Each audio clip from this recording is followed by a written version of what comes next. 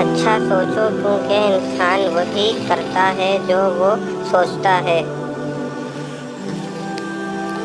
جب عقل پر پردہ پڑ جائے تو سمجھ جانے والا آدمی سب سے برا لگنے لگتا ہے۔ تم استغفار کی عادت اپنا لو، اللہ پاک تمہاری ہر کمزوری کو قوت میں بدل دے گا۔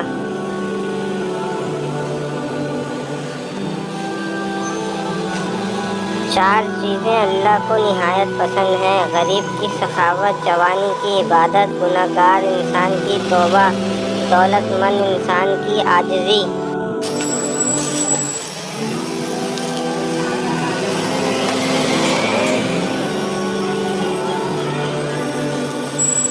دنیا میں جو بھی جاندار ہیں وہ صرف اپنی نفسانی خواہشات کے جال میں پھنس کر تباہ و برباد ہوتا ہے۔